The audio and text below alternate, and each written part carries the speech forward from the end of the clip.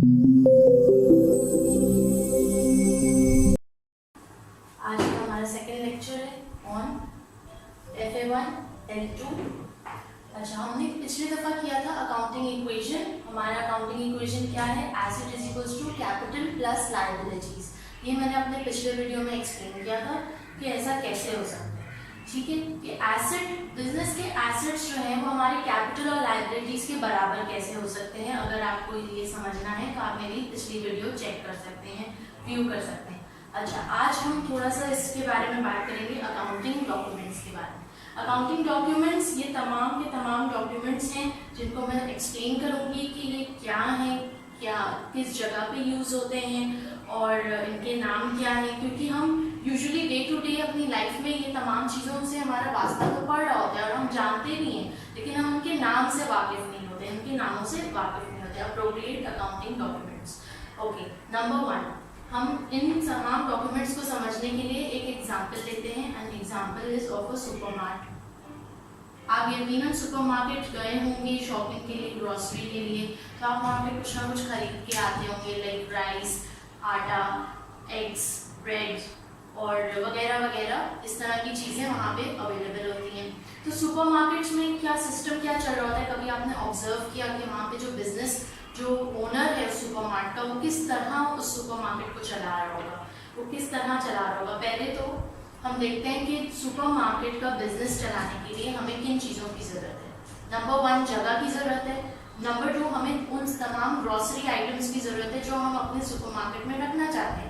तो वो आइटम्स कहाँ से आएंगे, वो प्रोडक्ट्स कहाँ से हम मंगवाएंगे? सप्लायर से। यकीनन कोई ना कोई इसको सप्लाई कर रहा होगा।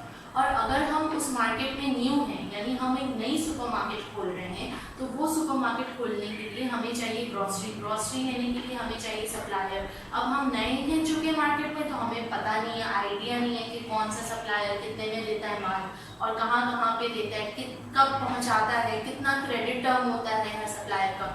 तो हम क्या करेंगे, हम अपने मार्केट में जाके पता करेंगे कि कितने सप्लायर्स हैं जो मुझे ये तमाम ग्रॉसरी आइटम्स जो मुझे सुपरमार्केट में रखने हैं वो मुझे सप्लाई करेंगे। हमें पता चला supplier 0, supplier 1, supplier 2, supplier 3, supplier 4, 5 suppliers हैं जो ये तमाम सामान अवेलेबल हमें कर सकते हैं सुपरमार्केट में।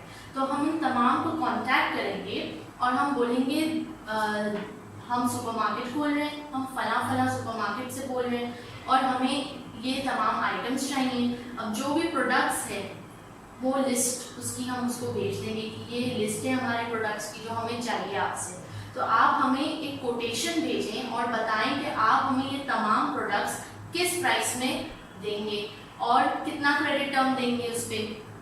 Product A, product B, product C, product D, product D, तमाम प्रोडक्ट्स को हम सप्लायर को कांटेक्ट करके यही बोलेंगे कि ये तमाम प्रोडक्ट्स हमें चाहिए हमारे सुपरमार्केट के लिए, तो आप प्लीज़ हमें इसकी प्राइस कोटेशन सेंड कर दें। तो कोटेशन सेंड करने का यही मतलब है कि हर सप्लायर अपना कोटेशन इस सुपरमार्केट के ओनर को भेजेगा। क्या भेजेगा? उस कोटेशन में क्या लिखा होगा? यकीनन उस कोटेशन में प्राइस लिखी होगी कि इस कमोडिटी की प्राइस क्या होगी, ये कितने में देगा, सी कितने में देगा, डी कितने में देगा, डी कितने में देगा। फिर यकीनन ये भी लिखा होगा कि क्रेडिट टर्म क्या होगा, यानी कितने दिनों का उधार देगा। हर सप्लायर अपना क्रेडिट टर्म भी बताएगा कि आप विदिन 30 डेज पेमेंट कर दीजिएगा, आप विदिन 2 मंथ्स पेमेंट कर दीजिएगा, या कोई बोलेगा कि मुझे विदिन अ वीक पेमेंट चाहिए, या कोई बोलेगा कैश डिलीवर होगा माल, आप उसी वक्त कैश पे कर दो। तो हर सप्लायर की अपनी पॉलिसी होगी, हर सप्लायर अपने अपने तरीके से अपने बिजनेस को चला रहा होगा। तो हर सप्लायर अपनी अलग कोटेशन बना के इसे भेजेगा हमारे सुपरमार्केट के ओनर को। हम इसके ओनर का नाम बना लेते हैं रामलाल जी। रामलाल जी को ये भेजेंगे कोटेशन अपना। अब कोटेशन भेज दिया, अब रामलाल जी क्या करेगा? रामलाल जी तमाम कोटेशंस देखेंगे, हर सप्लायर का कोटेशन आया होगा, हर सप्लायर को कोटेशन को रिव्यू करेंगे और चूज करेंगे कि मुझे कौन सा सप्लायर ज्यादा सूट कर रहा है मेरे बिजनेस को, या ज्यादा सूटेबल है मेरे बिजनेस के लिए, यानी कि क्वालिटी उसकी अच्छी है प्रोडक्ट्स की, प्राइस भी रीजनेबल है। और क्या देखेगा? और ये देखेगा कि वो मुझे क्रेडिट टर्म कितने दिनों का दे रहा है। जो सप्लायर सबसे ज्यादा क्रेडिट टर्म देगा उसकी ख्वाहिश, रामलाल जी की ख्वाहिश यही होगी कि मैं उसी सप्लायर से माल खरीदूं। क्यों ऐसा क्यों होता है कि क्रेडिट टर्म के बेसिस पे क्यों डिसीजन लिया जाएगा?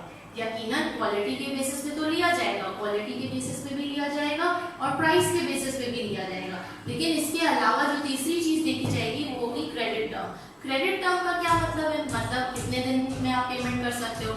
और क्रेडिट टर्म क्यों देखी जाती है? क्योंकि अब देखो ये ओनर रामलाल जी जो है, रामलाल जी अभी नया नया बिजनेस शुरू कर रहे हैं, तो उनके पास पैसा है, पैसे को उन्होंने कहाँ इन्वेस्ट किया होगा? सुपरमार्केट खरीदने में। अब एसी लगवाया, एम्प्लॉयज रखे, कंप्यूटर सिस्टम इंस्टॉल करवाया, रैक्स बनवाए, शेल्फ्स बनवाए, अब इन तमाम में खर्चे लगे, ये तमाम के तमाम खर्चों में क्या हुआ? पैसे उधर इन्वेस्ट हो गए। अब मिनिमम, अब जो हमारा कैपिटल था, यानी जो हमारा पैसे थे, मनी, जिसे हम कैपिटल भी कहते हैं, और जिसे ये मनी को हम कैपिटल रिसोर्स कहते हैं, ये हमारा जो रिसोर्स है ये क्या हो गया? लिमिटेड है। तो क्या हुआ? कुछ पैसे कहाँ इन्वेस्ट हो गए? एसेट्स खरीदने में इन्वेस्ट हो गए। कुछ पैसे कहाँ इन्वेस्ट हो गए? एम्प्लॉइज को रखने में हो गए। कुछ पैसे कहाँ इन्वेस्ट हो गए? एसी वगैरह ये सब फिटिंग्स लगवाना, उसको फर्निश करवाना, सुपरमार्ट को पूरा according to the supermart, deep freezers वगैरह फिट करवाना, ये तमाम चीजों में पैसे लगे होंगे, तो पैसों की शॉर्टेज आ रही होगी यकीनन। अब ग्रोसरी का माल खरीदना, सुपरमार्केट के लिए माल खरीदना कोई आसान बात नहीं है। कोई छोटी सुपरमार्केट को भी, अगर कोई छोटी सुपरमार्केट बोलता है तो उसके लिए वैरायटी ऑफ प्रोडक्ट्स चाहिए। आपको वैरायटी, ईटेबल्स भी हो, ग्रोसरी भी हो, फ्रोजन आइटम्स भी हो, चॉकलेट्स वगैरह भी हो, जंक भी हो, हर वैरायटी होनी चाहिए सुपरमार्केट में। तो इतने सारे माल को खरीदने के लिए चाहिए बहुत सारे पैसे। अब वो बहुत सारे पैसे कहाँ से लाएगा और वो कितना उधार अपने सर पे चढ़ाएगा? तो ये क्रेडिट टर्म उस टाइम बड़ा हेल्प करता है कि अगर जैसे सप्लायर जीरो ने मुझे 30 डेज का टाइम दिया ना, तो मैं क्या करूँगी? 30 डेज मैं ये माल जो भी बेचूंगी उससे मेरे पैसे रिकवर हो जाएंगे। अब पैसे रिकवर हो जाएंगे तो वही पैसा मैं यूज करूंगी उसको पेमेंट करने के लिए after 30 days. That means I am getting the time to collect my money, to collect the money from the customers, to earn revenue. So he is giving us the time. तो जितना ज्यादा credit term, फायदा किसको होगा? Owner को, रामलाल जी को, कि उसको उतना टाइम मिल जाएगा कि वो सामान बेच के फिर पैसों की पेमेंट कर दे, फिर उस ग्रोसरी के प्रोडक्ट की पेमेंट कर दे अपने सप्लायर। ऑलराइट, तो रामलाल जी ने क्या किया? कोटेशन मंगवाई। क्लियर है कोटेशन? कोटेशन में क्या क्या चीजें आएंगी? क्वालिटी, प्राइस और क्रेडिट टर्म, और ऑल्सो डिलीवरी कब, कितने दिनों में देगा। कोई सप्लायर बोलेगा मैं 1 हफ्ते में डिलीवरी कर दूंगा, कोई सप्लायर बोलेगा तुमको अगर ऑर्डर प्लेस कराना है तो 1 महीना पहले मुझे बताना, फिर मैं आपको ऑर्डर 1 महीने बाद आपको मिल जाएगा। यानी जैसे ही आपका सुपरमार्केट का सामान खत्म होने लगे और आपको लगने लगे कि बस 1 महीने का स्टॉक बचा है या बस 1 महीने का स्टॉक बचा है, तब मेरे को बता देना। अब ये भी हर सप्लायर का वेरी करता है। कोई बोलेगा मेरे को 1 हफ्ते पहले बताओ, इन्फॉर्म करो। कोई बोलेगा मेरे को 2 हफ्ते पहले इन्फॉर्म करो। ठीक है, तो ये तमाम चीजें जो है कोटेशन में आ जाएंगी। Alright, next purchase order. अब कोटेशन देख लिया, रामलाल जी ने क्या किया? कोटेशन देख लिया। अब कोटेशन चूज भी कर लिया कि मुझे सप्लायर 1 का कोटेशन अच्छा लगा, मुझे इसका पैकेज अच्छा लगा, इसकी प्राइस भी अच्छी लगी, इसका नाम भी सुना मैं मार्केट में कि अच्छी क्वालिटी के प्रोडक्ट्स देते हैं और इसका क्रेडिट टर्म भी अच्छा है, डिलीवरी भी ऑन टाइम है, सर्विस भी बड़ी अच्छी है, तो मैं सप्लायर 1 को चूज किया।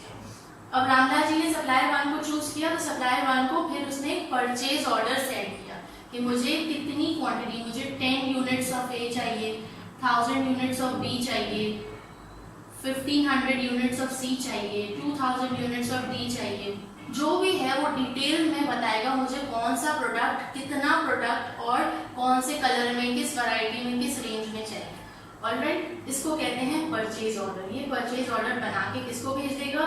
सप्लायर 1 को। कौन भेजेगा? Ramlal ji. Okay, next advice note. अब एडवाइस नोट क्या होगा? अब परचेज ऑर्डर मिल गया सप्लायर 1 को। अब सप्लायर 1 क्या करेगा? सप्लायर 1 उसको कंफर्मेशन का मैसेज करेगा कि yes I have received your purchase order and आपका माल आपको इतने फला दिनों में मिल जाएगा, डिलीवर कर दिया जाएगा और क्रेडिट टर्म ये है, आपका टोटल इनवॉइस अमाउंट ये बना है। ये तमाम चीजें वो क्या करेगा? एडवाइस नोट में लिख के भेज देगा। एक तरह से ये कंफर्मेशन है, कंफर्मेशन ऑफ द ऑर्डर कि यस मुझे आपका ऑर्डर रिसीव हो गया है और हम आपके ऑर्डर पे वर्क कर रहे हैं, आपको आपका माल मिल जाएगा और ये आपकी total invoice amount. Done, not dispatch note. अब डिस्पैच नोट किसे कहते हैं? अब जब सप्लायर 1 के पास सारा का सारा माल रेडी है, ठीक है, अब बस भिजवाना है, डिलीवर करवाना है, तो क्या करेगा? ये अपने फैक्ट्री में से सारा का सारा माल कहाँ भेजेगा? फैक्ट्री या वेयरहाउस में से सारा का सारा माल कहाँ भेजेगा? वो अपनी ऑफिस में। अब देखो सप्लायर 1 के यहाँ पे चल क्या रहा है? सप्लायर 1 का एक ऑफिस होगा जहाँ पे वो परचेज ऑर्डर्स रिसीव कर रहा होगा, तमाम परचेज ऑर्डर। सिर्फ एक कस्टमर तो नहीं है ना, सिर्फ रामलाल जी तो नहीं है, और भी कस्टमर्स हैं जो इसको ऑर्डर करते होंगे। किधर ऑर्डर करते होंगे? फोन करके या फिर ईमेल करके। तो सारा वो चीजें कहाँ डील की जाती है? ऑफिस में। ऑफिस में आया परचेज ऑर्डर, ऑफिस में उनको मिल गया परचेज ऑर्डर। अब ऑफिस वाले क्या करेंगे? कांटेक्ट करेंगे किसको? अगर तो माल मैन्युफैक्चर होके पड़ा हुआ है वेयर हाउस में, तो वो किसको कॉल करेंगे? वेयर हाउस वालों को, कि इतना माल निकालो। यानी ये पूरी लिस्ट वेयर हाउस वालों के पास जाएगी और बोलेंगे कि वेयर हाउस वाले ये माल निकालो और इसको डिलीवरी के लिए तैयार कराओ, डिलीवरी के लिए पैकिंग करवाओ उसकी। तो ये क्या हो रहा है? ऑफिस वाले क्या भेजेंगे इनको? Dispatch note. Dispatch note office वाले इनको कॉल करके इन्फॉर्म करेंगे और साथ एक डिस्पैच नोट भेजेंगे जिसमें से तमाम लिस्ट की डिटेल्स, कस्टमर का नाम, कस्टमर की इनवॉइस टोटल और कौन से दिन डिलीवर करना है, सब इंफॉर्मेशन उसमें लिखी हो। तो इसे कहते हैं डिस्पैच नोट। डिस्पैच नोट यानी बिजनेस के अंदर ही उसको यूज किया जा रहा है, यानी ऑफिस वाले किधर भेज रहे हैं? वेयर हाउस वालों को, कि ये सामान चाहिए, ये सामान को डिस्पैच कराने के लिए तैयार कर दो। ठीक है, डिस्पैच नोट हो गया। अब डिलीवरी नोट। अब वही वेयर हाउस वाले क्या करेंगे? डिस्पैच नोट की कॉपी जो है किसमें चिपका देंगे? पैकेजिंग स्टफ में। यानी जो जो सामान मंगवाया है वो किधर पैक होगा? एक बक्से में पैक होगा, उसकी पैकेजिंग की जाएगी। तो जिसमें भी पैक होगा उस पैकेजिंग के ऊपर वो उसकी कॉपी, डिस्पैच नोट की कॉपी चिपकाई जाएगी, जिसको क्या कहते हैं? Delivery note. अब ये कॉपी एक तो सामान के ऊपर चिपकाई गई है और दूसरी कॉपी डिलीवरी वैन वाले को पकड़ाई गई है हाथ में, कि भाई ये तुम जब वहां डिलीवर करवा देना तो इस डॉक्यूमेंट पे साइन करवा देना कस्टमर से, ताकि बात ये हमारे पास प्रूफ रहे कि उसने माल रिसीव कर लिया है। ठीक है, तो ये डिलीवरी नोट किसके पास होगा? एक तो पैकेज आइटम्स के ऊपर चिपका हुआ होगा, वहां पे लगा हुआ होगा, और एक जो है वो कॉपी डिलीवरी वैन वाले के पास होगी, ड्राइवर के पास होगी, और वो जो है क्या करेगा? साइन करवाएगा किससे? जब माल डिलीवर हो जाएगा सुपरमार्ट में, तो सुपरमार्ट में जिसने भी वो माल रिसीव किया है, उतरवाया है, वो उस कॉपी पे साइन करके भिजवा देगा। तो एक कॉपी इन शॉर्ट किसके पास है? एक कॉपी जो है सप्लायर 1 के पास है और दूसरी कॉपी डिलीवरी नोट की किसके पास है? रामलाल जी के पास। वो कॉपी जो सप्लायर के पास है वो साइंड कॉपी है एज एन एविडेंस, ताकि सप्लायर के पास प्रूफ है कि मैंने माल भिजवाया था और कस्टमर ने रिसीव कर लिया था। और कस्टमर के पास भी डिलीवरी नोट पहुंच जाता है कि हाँ मुझे ये तमाम आइटम्स जो लिखे हुए हैं वो मैच कर लेते हैं अपने पास कि उसने कितना मंगवाया था और डिलीवरी नोट पे कितना माल लिखा हुआ है, और फिर फिजिकली कितना माल वहाँ पे है, पहुंचा है, उससे भी मैच हो जाता है। मैच करने में आसानी हो जाती है कि हाँ ये फला चीज मंगाई थी, इतनी क्वांटिटी की मंगाई थी, चेक आ गई है, या ये चीज मिसिंग है, ये चीज नहीं पहुंची, ये डिलीवरी नोट बहुत हेल्प करता है मैच आउट करने में, and as an evidence for the supplier that the customer has received the goods. Okay, then receipt. अच्छा, रसीद तो बहुत कॉमन चीज है, आप सुनते ही होंगे, कहीं भी कोई चीज खरीदने जाते होंगे तो आपको पता है रसीद क्या होती है। आपको वो बिल बना के दे देते हैं, जो बिल बना के देते हैं उसको कहते हैं रसीद। लेकिन फिर इनवॉइस किसे कहते हैं? और रसीद और इनवॉइस में फर्क क्या है? देखिए, इसमें एक ही फर्क है, रसीद जो है वो कैश ट्रांजैक्शन के लिए दी जाती है और इनवॉइस जो है वो क्रेडिट पे ट्रांजैक्शन के लिए दी जाती है।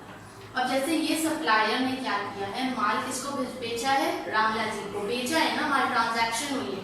तो ट्रांजैक्शन हुई है तो किस पे हुई है? कैश पे हुई है या क्रेडिट पे हुई है? क्रेडिट पे हुई है। क्रेडिट पे हुई है, इसीलिए रामलाल जी को क्या भेजा गया है? इनवॉइस भेजी गई। और अगर ये ट्रांजैक्शन कैश पे होती, यानी ऑन डिलीवरी कैश पेमेंट हो जाती, तो हम उसको क्या देते? रसीद। हम क्या देते रामलाल जी को? रसीद। ठीक है, तो कोई भी कैश ट्रांजैक्शन के लिए एक रसीद दी जाएगी और कोई भी क्रेडिट ट्रांजैक्शन के लिए इनवॉइस दी जाती है। Alright, next credit note. अब क्रेडिट नोट किससे कहते हैं? क्रेडिट नोट बेसिकली कहते हैं इनवॉइस के उल्टा, इनवॉइस का उल्टा is equals to credit note. It is called the reversal of invoice. अब रिवर्सल ऑफ इनवॉइस का क्या मतलब है? अब देखो ये सप्लायर वन ने क्या किया है, इनवॉइस बना के दिए किसको? रामलाल जी को, कि आपका इस फला फला फला फला आइटम का ये प्राइस है और आपकी टोटल इनवॉइस अमाउंट ये बनती है जो आपको पेमेंट करनी है विदिन 30 डेज। अब विदिन 30 डेज पेमेंट करनी है, तो अब बाद में पता चलता है जब रामलाल जी वो डब्बा खोलते हैं डिलीवरी का और वो देखते हैं कि उसमें से तो इतना सारा माल जो है एक्सपायर्ड निकला है, यानी जो दही वगैरह मंगवाई थी योगर्ट, वो तमाम योगर्ट्स एक्सपायर्ड हैं।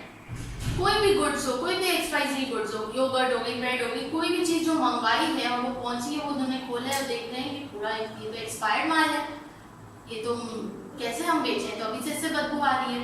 तो क्या होगा, वो क्या करेंगे, वो फौरन उस माल को सप्लायर को भिजवा देंगे, वापस सप्लायर वाले को भिजवा देंगे और साथ में क्या लिख के भिजवाएंगे कि ये माल जो है एक्सपायर्ड निकला है, तो that's why I am returning the good.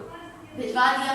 अब जब भिजवा दिया सप्लायर वन को माल, सप्लायर वन सोच रहा है कि अरे ये क्या हो गया, इतना माल डिफेक्टेड निकला, अब क्या किया जाए? फ्रेश इनवॉइस बनाई जाए, जो जो पहले इनवॉइस में शामिल था, यानी अगर इस इनवॉइस की अमाउंट ₹15,000 थी, तो अब वो डिफेक्टेड माल रिटर्न करवाने के बाद उसकी अमाउंट 10,000 हो गई है, तो मैं नई इनवॉइस बना के 10,000 लिखूं और भिजवाऊं, या फिर क्या करो, सिस्टम में फिर एडिट करो जाके सारी चीजें, तो बड़ा मुश्किल काम है। तो ये इनवॉइस बनाने के बजाय ये सप्लायर वन क्या करेगा, एक क्रेडिट नोट बना देगा, एक क्रेडिट नोट बना देगा जिसमें लिखा होगा कि लेस 5,000 का क्रेडिट नोट बन जाएगा कि आपके 5,000 जो आपकी इनवॉइस थी, इनवॉइस का नंबर डालेगा कि फला इनवॉइस नंबर 10 या फला दिन, डेट डाल देगा कि इस दिन की गई ट्रांजैक्शन की जो इनवॉइस है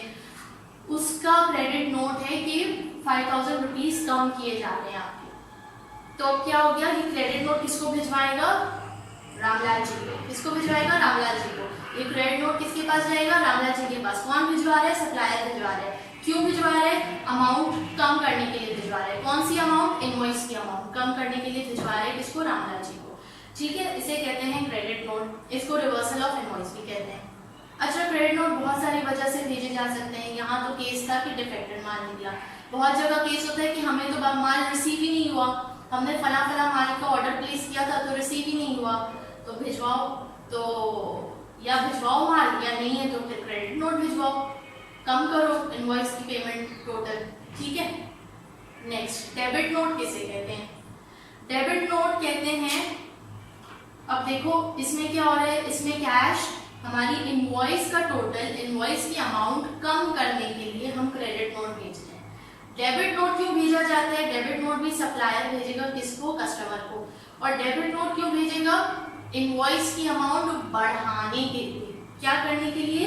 इनवॉइस की अमाउंट बढ़ाने के लिए। यहाँ पे तो इनवॉइस की अमाउंट रिड्यूस की जा रही है, डेबिट नोट से इनवॉइस की अमाउंट बढ़ाई जा रही है। फॉर एग्जाम्पल, रामलाल जी ने एक ऑर्डर प्लेस किया जिसकी जो अमाउंट थी वो 15,000 थी।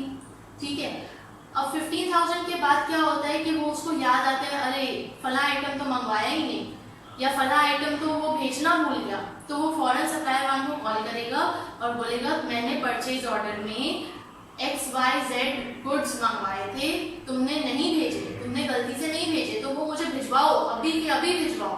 तो सप्लायर वन क्या करेगा? और भेजेगा डेबिट नोट भेजेगा। डेबिट नोट क्यों भेजेगा? कि इनवॉइस की अमाउंट बढ़ रही है, इसलिए डेबिट नोट भेजेगा। ठीक है, तो credit note and debit note, I hope this is clear. Next, internal check requisition. Internal check requisition किसे कहते हैं? अब यकीनन 30 डेज बाद पेमेंट तो करनी है सप्लायर वन को, तो जब 30 डेज बाद पेमेंट करनी है सप्लायर वन को, तो क्या किया जाएगा? मैनेजर्स या अकाउंटेंट जो बैठे हैं वहाँ पे, वो किसको इन्फॉर्म करेंगे? रामलाल जी को। बोलेंगे रामलाल जी सुनिए, वो जो है ना आपकी फला फला जो सप्लायर है, सप्लायर वन, उसकी पेमेंट ड्यू होने वाली है, वो कह रहा है कि पेमेंट नहीं करोगे तो मैं और मजीद माल का ऑर्डर नहीं लिखूंगा, तो पेमेंट उसकी बना के भेजनी है। तो रामलाल जी जरा पेमेंट तो बना दीजिए, चेक तो काट दीजिए। तो रामलाल जी क्या करेंगे? चेक काटेंगे, चेक काट के किसको देंगे, सप्लायर वन को, चेक काट के किसको देंगे, अपने अकाउंटेंट को पकड़वाएंगे कि ये लो चेक लो। अब वो अकाउंटेंट क्या करेगा, चेक के साथ एक भेजेगा रेमिटेंस एडवाइस। क्या भेजेगा, चेक के साथ रेमिटेंस एडवाइस। रेमिटेंस एडवाइस में वो लिखेगा कि इनवॉइस नंबर 10 का पेमेंट हम आज कर रहे हैं according to the credit term. 30 days बाद पेमेंट करनी थी तो हम उसकी पेमेंट आज कर रहे हैं और ये लीजिए आपका चेक। अब वो उस चेक के साथ क्या होगा, एक रेमिटेंस एडवाइस स्टेपल हुआ होगा। एक रेमिटेंस एडवाइस उस चेक के साथ वो किसको सेंड कर देंगे, सप्लायर वन को। सप्लायर वन को बोलेंगे ये लो तुम्हारा चेक, ये फला इनवॉइस की पेमेंट हम कर रहे हैं। ऑलराइट, तो ये होती है रेमिटेंस एडवाइस। अच्छा, इंटरनल चेक रिक्विजिशन किसे कहते हैं, इंटरनल चेक रिक्विजिशन कहते हैं कि जो अकाउंटेंट या मैनेजर ने रामलाल जी को इन्फॉर्म किया कि ये सप्लायर वन को चेक देना है, तो वो एक फॉर्म होता है जिसको वो फिल करके किसे भेजते हैं, रामलाल जी को, और उस फॉर्म का नाम होता है इंटरनल चेक रिक्विजिशन फॉर्म। अब ये इंटरनल चेक रिक्विजिशन फॉर्म में ये अकाउंटेंट और मैनेजर लिखते हैं कि ये फला तारीख को पेमेंट ड्यू है और सप्लायर वन को देनी है। सप्लायर वन को देनी है तो रामलाल जी आप इतने अमाउंट यानी 15,000 का चेक काट दीजिए हमें। तो 15,000। अब ये तमाम डिटेल्स इंटरनल चेक रिक्विजिशन में लिखी होती हैं जो किसे जाता है, रामलाल जी को। अच्छा, जो छोटी ऑर्गेनाइजेशंस होती है ना, उसमें ये इतनी सारी चीजें नहीं होती क्योंकि ऑब्वियसली एक ही ओनर होता है, वही सारी चीजें हैंडल कर रहा होता है। सपोज एक शॉप वाला है जो अंडा डबल रोटी ऐसी छोटी सी शॉप है उसकी और यही सब बेचता है, छोटे मोटे आइटम, स्टेशनरी ये वो, तो वो क्या, आपको क्या लगता है वो तमाम चीजों का इस्तेमाल करता होगा? नहीं। डिस्पैच नोट, डिलीवरी नोट जिससे माल मंगवा रहा है वो तो दे यकीनन रख रहे होंगे, बट ये क्या इनवॉइस क्रेडिट पे माल दे रहा होगा? क्रेडिट पे भी नहीं दे रहा होगा, बस रसीदें दे रहा होगा कैश पे।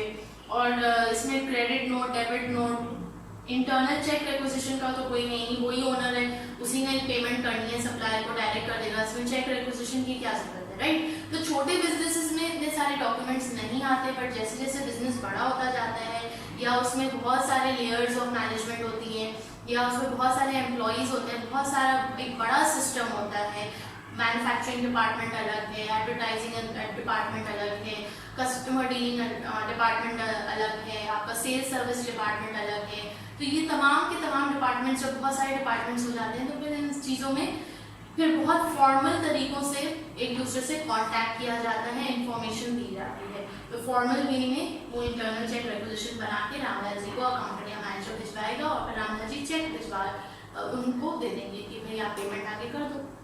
अब ये फिर अकाउंटेंट मैनेजर क्या करेगा, एक रेमिटेंस एडवाइस लिख के उसके साथ चेक को अटैच करके किसे भिजवाएगा, सप्लायर पर। I hope all these are clear to you now. Accounting documents मैंने पूरा कंप्लीट करा दिया है यहाँ तक।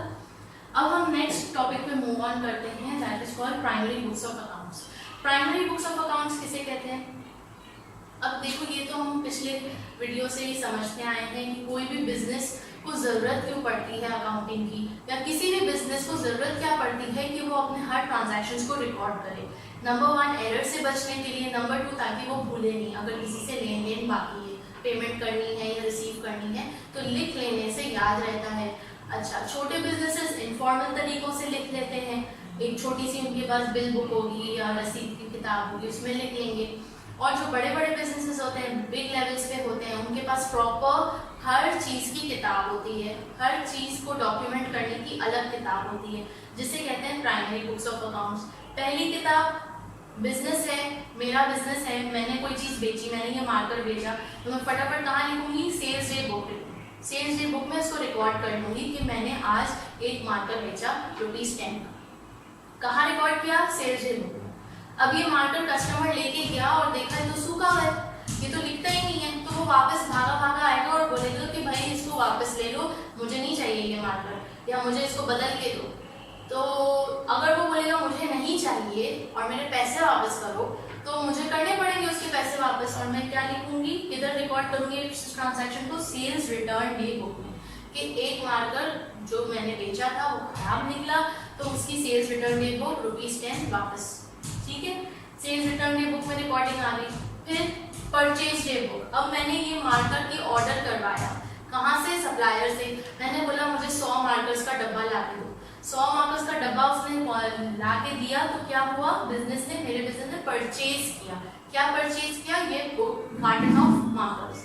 परचेज ये बुक में फटाफट रिकॉर्ड कर लूंगी कि हाँ मैंने फला तारीख को इतनी अमाउंट पे परचेज किया। डन। नेक्स्ट, अब मैंने जो परचेज किया 100 मार्कर्स, उसमें से 50 में कंप्लेन आ रही है कि 50 जो मार्कर्स मैंने बेचे वो वापस मुझे भेज दिए गए। क्यों? क्योंकि वो ड्राइड आउट थे, वो सही काम नहीं कर रहे थे। तो मैं उन 50 मार्कर्स को इकट्ठा कर लूंगा और वापस अपने सप्लायर को भेज दूंगा, परचेज को रिटर्न करवा दूंगा कि भाई ये मार्कर्स आपने डिफेक्टेड भिजवा दिए थे, मुझे सही मार्कर्स दो या फिर रखो अपने पास। तो परचेज रिटर्न डे बुक में इसकी रिकॉर्डिंग आ जाएगी। क्लियर? Next, cash book. अच्छा, ये जो तमाम ट्रांजैक्शंस हुई है ना, sales day book, sales return day book, purchase day book, purchase return day book, ये तमाम की तमाम ट्रांजैक्शंस क्रेडिट पे हुई हैं, यानी उधार पे, इसमें पैसों का कोई लेन देन नहीं हुआ है अभी तक। इसमें कहीं भी कुछ भी पैसों का लेन देन होता है या पैसों से रिलेटेड ट्रांजैक्शन होती है तो हम उसे कहाँ रिकॉर्ड करेंगे? Cash book. जैसे कि मैंने अगर ये मार्कर बेचा 10 रुपए का और उसी वक्त मुझे पैसे मिल गए तो मैं कैश बुक पे रिकॉर्ड करूँगी। लेकिन अगर मैंने मार्कर बेचा 10 रुपए का और वो क्रेडिट पे बेचा, वो पैसे मुझे अभी मिले नहीं है, बाद में मिल रहे हैं, तो मैं उसे किधर रिकॉर्ड करूँगी? Sales day. ऑलराइट, ये हो गया आपका कैश बुक। नेक्स्ट, पेटी कैश बुक। पेटी कैश बुक किसे कहते हैं?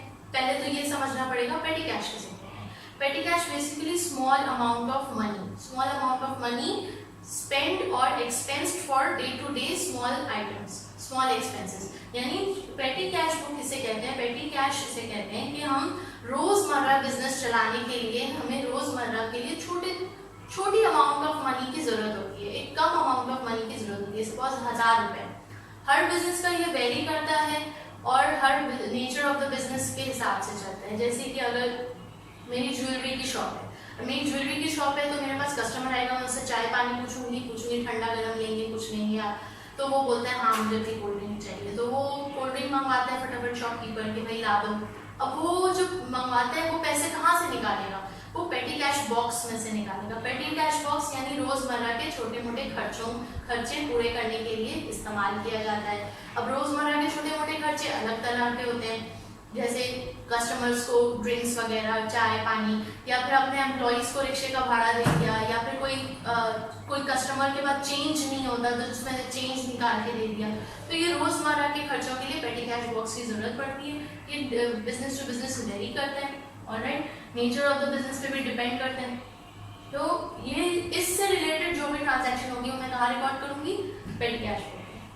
अब ये तमाम ट्रांजैक्शंस एक दफ़ा मैंने रिकॉर्ड कर ली, ये तमाम ट्रांजैक्शंस हम बहुत ही इनफॉर्मल वे में रिकॉर्ड करते हैं, यानी इसमें कोई प्रॉपर कहें कि फॉर्मेट जैसे जर्नल में होता है या किसी और फाइनल बुक्स ऑफ अकाउंट्स में होता है, इतना फॉर्मेट फॉलो करने की जरूरत नहीं। ये हर बिजनेस का वेरी करता है उसको कैसे लिखना है। क्यों? क्योंकि ये इंटरनल बुक है, ये इंटरनल यूज के लिए ये तमाम बुक्स इस्तेमाल की जाती हैं, बिजनेस के इंटरनल यूज के लिए, उनके ज़ाती इस्तेमाल के लिए।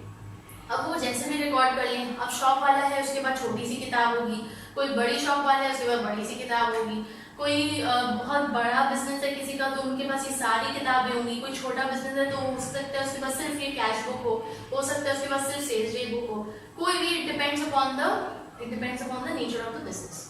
हो गया ये। अब नेक्स्ट जाते हैं जर्नल। जर्नल क्या है? जर्नल किसे कहते हैं?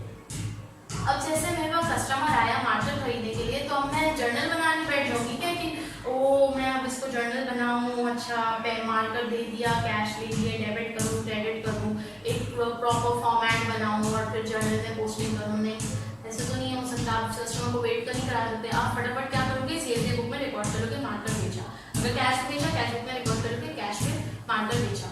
अब क्या होगा? जब डे एंड हो जाएगा यानी दिन खत्म हो जाएगा और आप शॉप क्लोज करने वाले होंगे तो आप खोलोगे अपना जर्नल, और जर्नल में इन पूरे एक दिन की पूरी ट्रांजैक्शंस को प्रॉपर वे में जर्नल में रिकॉर्ड कर दोगे।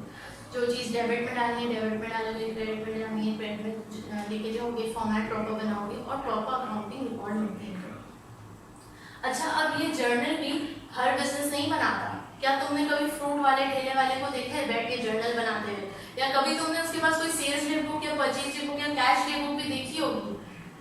कोई भी जैसे छोटी सी किताब भी जिसमें वो लिखता हो, जैसे कि स्टेशनरी शॉप वाला तो फिर भी लिख के एक छोटा सा बिल हमें दे देता है कि हाँ तुमने एक चार्ट पेपर लिया, एक किताबें ली, फला फला मार्कर्स लिए। लेकिन क्या तुम कभी फ्रूट वाले को देखते हो कि फ्रूट वाला जो है लिखता है 1 दर्जन केला, 2 किलो सेब, 3 किलो आम? कभी देखा है? नहीं। तो क्या वो बिजनेस नहीं करता? करता है, बिल्कुल करता है। उसका बिजनेस है, उसका एंटरप्रेन्योर है, वो सोल ट्रेडर है, करता है। लेकिन वो लिखता नहीं है, उसकी मर्जी, वो ओनर है, उसको जरूरत भी नहीं है, उसको सब दिमागी तौर पे याद रहता है, दिमाग बड़ा अच्छा होता है माशाल्लाह, सही है। तो it depends upon the business to business. क्यों? हर बिजनेस का ओनर अलग, हर बिजनेस की रिक्वायरमेंट अलग, नेचर अलग, पर्पस अलग, तो हर बिजनेस की पॉलिसी भी अलग। ओनर के हिसाब से जैसे उसको सही लगता है वैसे करते हैं। तो जरूरी नहीं कि हर बिजनेस में आपको ये तमाम किताबें मिलें, और जरूरी ये भी नहीं कि हर किताबों के बाद ये जर्नल भी मिले, ठीक है। तो वैसे अगर एक business proper accounting rules follow करना चाहता है, रिकॉर्ड करना चाहता है, तो उसका तरीका ये है कि प्राइमरी बुक्स ऑफ अकाउंट्स में पहले वो अपनी ट्रांजैक्शंस रिकॉर्ड करेगा, फिर ये तमाम ट्रांजैक्शंस कहाँ ट्रांसफर होंगी? जर्नल। फिर जर्नल से कहाँ ट्रांसफर होंगी? लेजर में। फिर लेजर से कहाँ ट्रांसफर होंगी? ट्रायल बैलेंस में। फिर ट्रायल बैलेंस से कहाँ ट्रांसफर होंगी? फाइनल बुक्स ऑफ अकाउंट्स में। तो ये प्रॉपर अकाउंटिंग रूल्स है, ऑलराइट। इस तरह हम चलेंगे। अच्छा, आज की क्लास यहीं तक। नेक्स्ट क्लास में इंशाल्लाह आपको जर्नल के बारे में थोड़ा बताऊंगी, what is journal all about, कैसे पोस्टिंग करते हैं, इसके डेबिट क्रेडिट रूल्स क्या हैं वगैरह। Thank you very much.